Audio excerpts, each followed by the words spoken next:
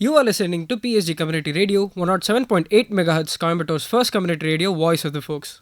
Placement. This is one word which keeps ringing in every final year student's mind, being it every student of the college life or a person who has finished even his college life. Placement is one thing which everyone feels it very necessary for their life. So, as a student of PSG, I would like to ask Mr. Dr. S. Sankarakumar sir, asking how different is PSG from other colleges in terms of placement? Okay. First of all, good evening to all the folks and who are listening PSG Community Radio. And it is my great pleasure to share views on the placement and how to crack the fear or the bad luck in an interview.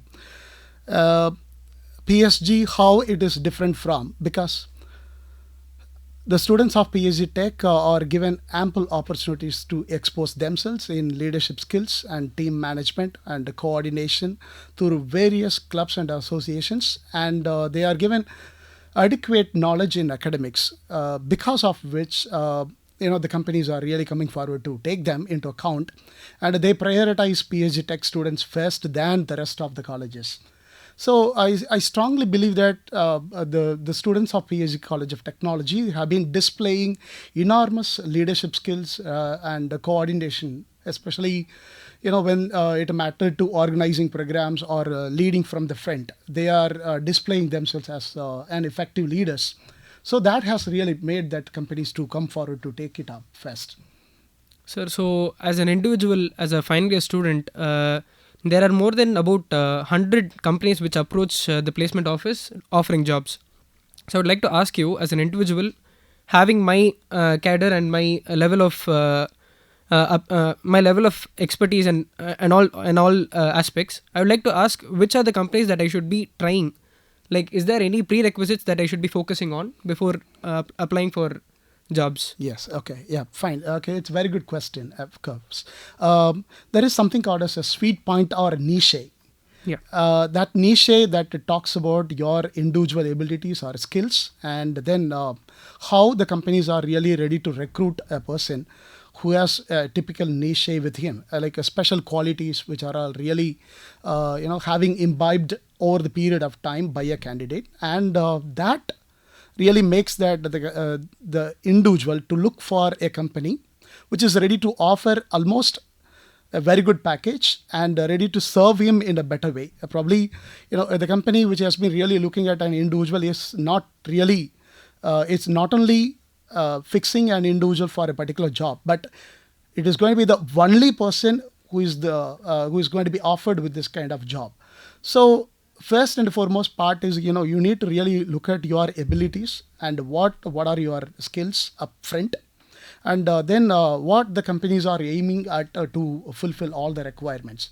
So if you are ready to align yourself, your interest, your skills, and your organizational requirements and the company's requirement in turn, that will really bridge the gap between individuals and the companies. So if a candidate has these potentials with him, definitely, he can apply to a certain job which he prefers rather than looking at 100 plus organizations. He can aim at going to a particular organization, and then that company is ready to place him, because niche, appointing a niche, probably a special talented individual, is also a very very difficult task, because they are in high demands. So once you are able to identify that particular skill with you, then how you can fit into that job, then the company is ready to recruit you first and foremost candidate than the rest of the hundreds of people who have applied to the job. Yes. Sir, now we have seen there's a very evident shift of people not opting into core companies and going into IT. So how do you see this shift, sir? Okay. The shift in the sense, probably, what the IT companies are really looking at it is, they are looking at the only three major aspects. Okay. One is about, whether the company is ready to recruit individuals who have good communication skills. And there are companies which are ready to offer services mostly in two ways. Like even in software industry, there are two kinds of companies are coming forward to do. One is service oriented. Other one is about, providing or probably creating products. So you have to really look at that. Are you really ready to employ yourself in a company which is ready to create products or innovate products, or are you ready to go for a job with the customer oriented companies? So mostly these software companies are, almost to my knowledge, 60 to 70% of the companies are ready to provide services to customer oriented job offers. So basically, an engineer who is good in communication and who is able to do minimal coding and then ready to satisfy the requirement of the customers, and they prefer to go for this IT job. And then naturally, the growth is highly exponential in this case in software industry, because they do offer higher packages. Whereas if you are really looking at a manufacturing sector, which is ready to offer them a very minimal salary, but with a higher potential is needed, the growth is also very slow. And then again, you have to cross all the borders, again all the layers of the organization to go to a higher level. So but in software industry, in 2 years of time you can become a team leader, or in 5 years of time you can become a project manager, and in 10 years of time you can become the vice president of the company. That is completely possible in software industry than in manufacturing sector. So students are really looking at these aspects, they go accordingly. That's it. So, do you see a decline in the core companies, like in the near future, probably say in 20 to 50 years? Do you see there will be a decline in the core companies? Will there be a huge number of vacancy over there? No, it is not so. Actually, manufacturing industries are really ready to incorporate these IT oriented services along with them, and because of which there are other types of jobs are created in turn, and that will really looking at as I pointed out earlier, like these niche employees are very much needed. Especially talented, skilled individuals are needed at that moment, when there is going to be a great demand, and there is a huge recruitment process available. And definitely the manufacturing industries are going to be booming in another 5 years at a time compared to now. So there was a survey also in 2017. There was going to be a huge decline in manufacturing sectors, and only proposing computer organizations can flourish enormously. But at a later date, we are able to see this process, like companies are really software industries are coming forward to recruit more than manufacturing industries. But as I had pointed out, in 5 years of time, there is, life is a vicious circle. So definitely one industry will come in a place, then another industry is ready to replace it with a newer technologies, with a newer products in future. So there is going to be a growth in future. Okay, yeah, for each engineering industry. Yep. Sir, I'm a student of PSG Tech. My placement drive started. I mean, my placement training started when I was in the first year itself. So training for 4 years, and approaching the placement drive at the final semester. How do you help me in order to handle my stress over this time? Okay. Again, handling stress. Okay. The first and foremost part of an interview is, from the very word interview itself is really a stressful one, even at every stage of the life. Yes. Either it is completely an experienced individual or a novice or a fresh candidate. From the very word itself, it's a very stressful atmosphere. So, in order to handle your stress, what you can best do is, prepare yourself so well. Be prepared very thoroughly. You have to prepare yourself, and then kind of companies you are really looking at it, and for which you need to go through that, the organizational profile, and what kind of company it is, and then what is their recruitment process, and what are the what are the different types of customers they do deal with that, and how the company is ready to provide services offshore on onshore, and all these things are going to be mattered. And number one is be prepared very thoroughly about it, and number two is plan extensively for it. When you are really looking at an organization that this is your dream organization, if you feel that, then you have to plan it. So the plan in the sense, how the companies are really looking at the potential candidate, and then how you can offer to the best of your own knowledge, and how you can sell your skills to them. So think it in that line, and accordingly you have to plan it. So once you start planning it, then the third important point is dealing with different types of management, and then providing your services to them. So don't think that they are really coming for any company. If you think it in that line, they are not cutting the cost of the company, but they are not only rejection machines. Yes. Okay, they are not your foes or enemies. So have a friendly discussion with the company or with the HR, and then if you are able to know some of the employee who are already working with that company, and then try to familiarize yourself with the organization structure. So once you are able to familiarize yourself with the organization structure and with the earlier employees, and what are the expectations from a new employee, all these things we plan it, then naturally you are able to identify this is going to be the ideal company which I can really shoot with, and then this is my potential employer. Like this, you have to imagine and do accordingly. That's it. So almost for example, in my case, okay, when I come to PSG Tech, when I attended an open interview, I do feel myself that this is my ideal organization, that I can grow along with that. There are a lot of learning opportunities available. Then I can grow along with the organizational structure, and I can elevate myself, and then all that kind of facilities to be taken into account. So once you feel that, then naturally you are going to be a bit good fit to the organization. Sir, now there are people who search for jobs just doing undergraduation, and then there are people who search for jobs after their post graduation. Which do you think is a sweet spot between both? I mean, at the end of the day, everyone looks for a good package. Yes. So in that aspect, what do you feel is the wise choice? Okay, so doing a master's, okay, then after which going to the job, or probably it lies with the demand of an individual, right? And probably an individual who is connected with the PSG College of Technology is offered with a job, okay, basically, and then either it is a postgraduate or an undergraduate, and they are all offered with a job. First and foremost part is, and then second thing is about if you are able to go for a next level, like after completion of your undergraduation, if you have a chance of getting into a post graduation, okay, it's better.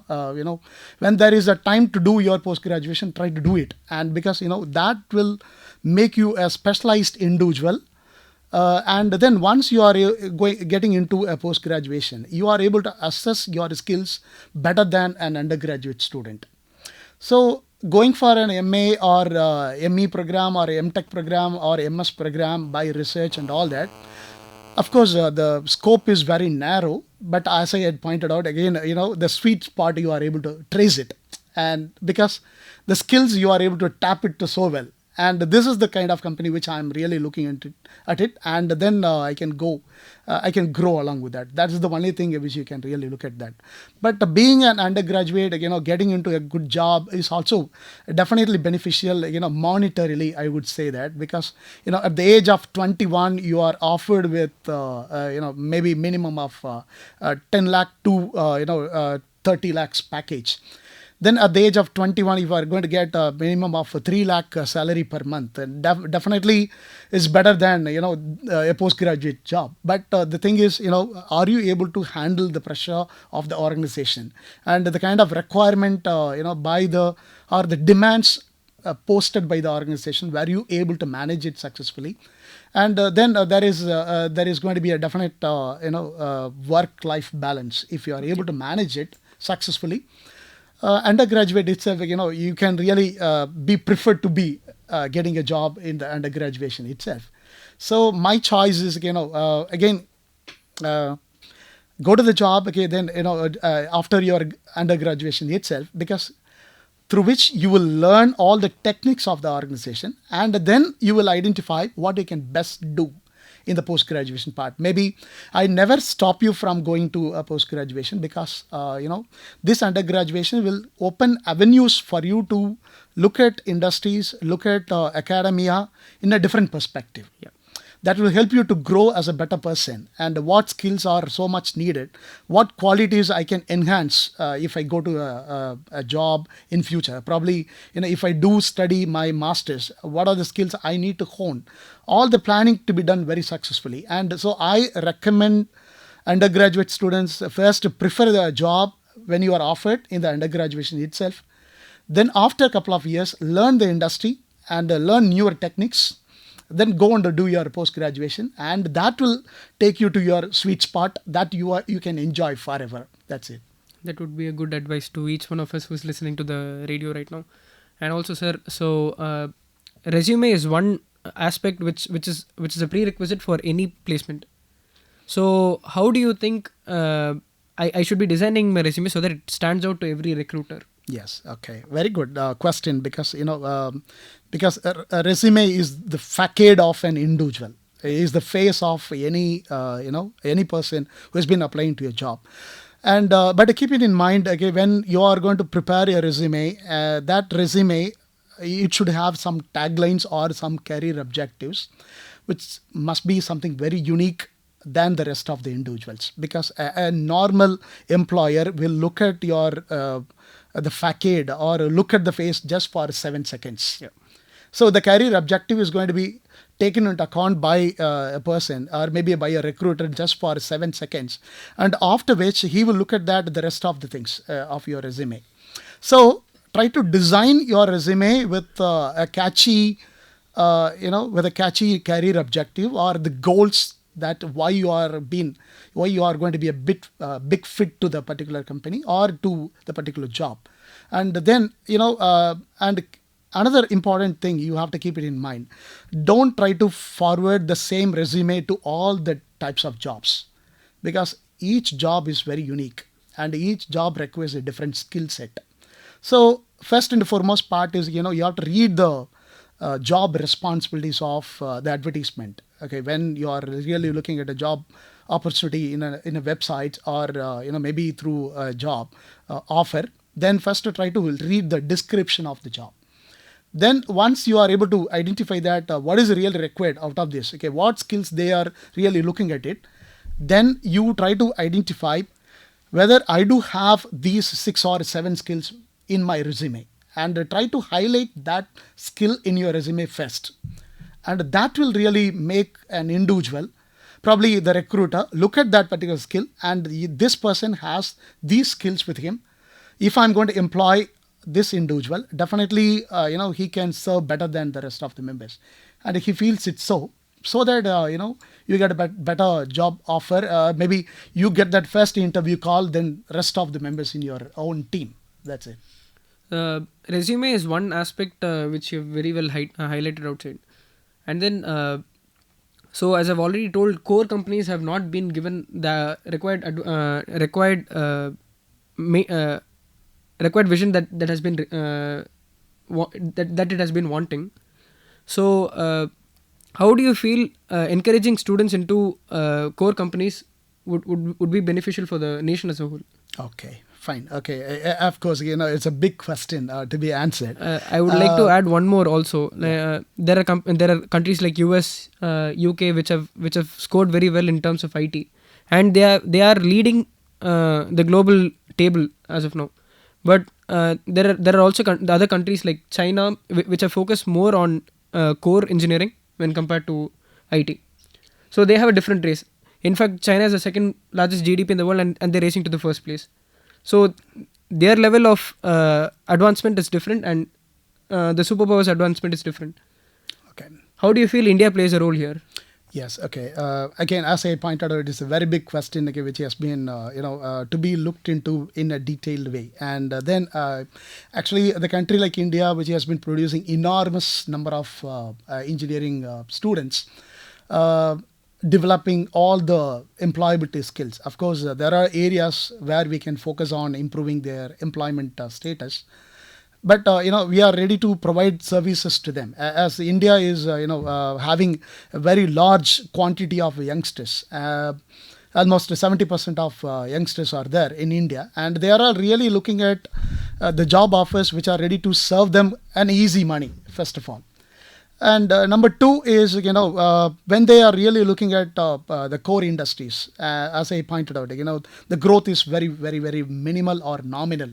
It takes time to, become a deputy manager, or, to the manager level in a core industry, because at least it takes 10 years of time to look at various aspects of the industry, and through which you can learn out of it.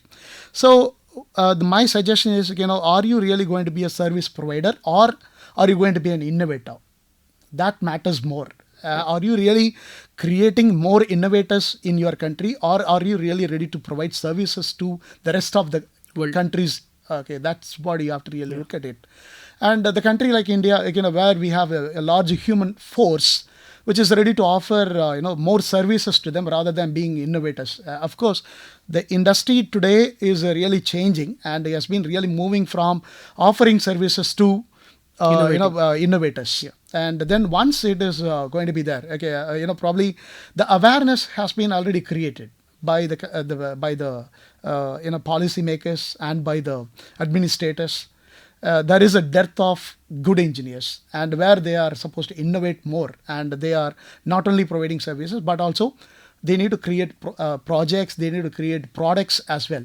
So once they are really ready to align themselves, and once they are able to pitch this gap between innovation and services, they can really become a better engineer. And then and as I pointed out, even though that every engineer in the country wants to earn very quick money, every graduate wants to earn very quick money in 5 years of time, and then at a later date they will be coming back and starting up their own industries, and they do innovate more products in this case. So once the principal scientific advisor to the government of India, Dr. P. Chidambaram, who visited PSG College of Technology, stated very clearly that we never stop the youngsters of today to go foreign countries. We want you to go and learn almost all the newer technologies which are all prevalent in European countries or in abroad, and learn all the technologies, and come back and start new industries in India. Invest ideas. And then invest your own ideas and try to create new projects for the youngsters, try to create new products for your people, so that your country will grow along with the along with the other globalized market. So if these areas are going to be highlighted, then definitely we can see a great change in 5 years of time, where more manufacturing sector is coming forward to recruit people than service providers who are recruiting in bulk from the software industries. So until entering the interview hall, and just before entering the interview hall, any candidate is not directly in contact with the recruiter. So until then, he might have help from somewhere in order to build up his resume, or build up his academic profile, and so on. So when he gets into the interview hall, he has to present himself on his own. So how do you think communication plays a major role, and how do you think an interviewer will be able to develop his communication skills over this period of time? Okay. Yeah. Actually, it's all about that, your effectiveness in the communication. And so when you knock the door, okay, then probably when you are really looking at the communication part of it, it is, how you face the interviewer, how you have developed your eye contact with the interviewer, how your body language, and are you able to keep your nerves down, and all these sort of things to be taken into account. So communication, it's not only connected with the way you speak and you interact, but also how you display your own personality and showcasing your attitude in front of the interviewers. So basically, when you are really looking at the interview process, any interview is going to be a really nervous wreck, and definitely to test your ability and your skill. So as a candidate, what you need to do is first, what are the skills I need to highlight during this interview process? You have to plan for it.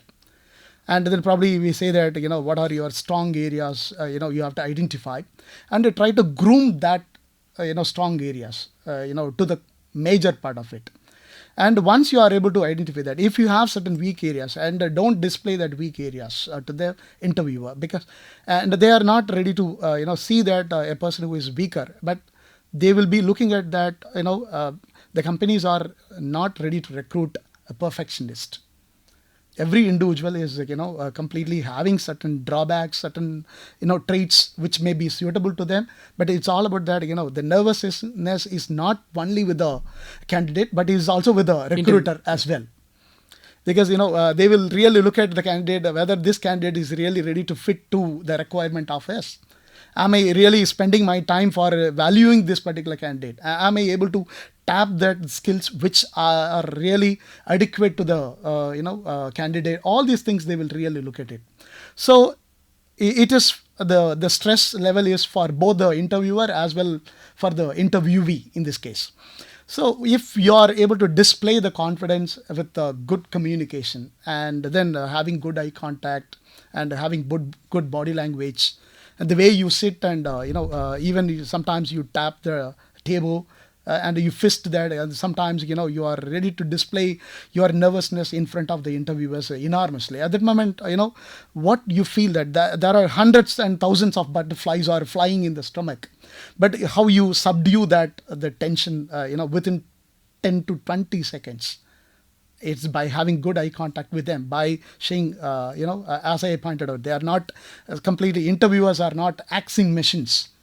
They are trying to, have a friendly talk with you. They try to, reduce your nervousness at the earliest. Yeah. And if it comes from the candidate by saying that, good afternoon or good morning or good evening in the sense, then naturally, you have control over your, communication. And your body language will naturally display enormous confidence in your communication. So once you are able to do that, definitely, it is going to be your day. Sir, I would also like to ask you one more question. Like, what are the possible questions that and a person as a candidate I should be prepared with? So one question which you told, what are my strong sides and my weak sides? Yes. What are other possible questions which I can expect? Okay, there are certain common questions you have to really look at in an interview, and first and foremost, breaking point is introduce yourself, or tell me something about yourself, or what interests you to apply to this job. Okay, how do you going to be a good fit to this particular company, or why do I give you a job? Okay, then Why do how you do need you to recruit display? Yeah, why I need to recruit you? How you are different from the rest of the members? Okay, and what are your short-term goals? What are your long-term goals? And then if I'm offered with this job, okay, then how much salary do you expect? Like this, these are all very, very common questions, okay, that are all available.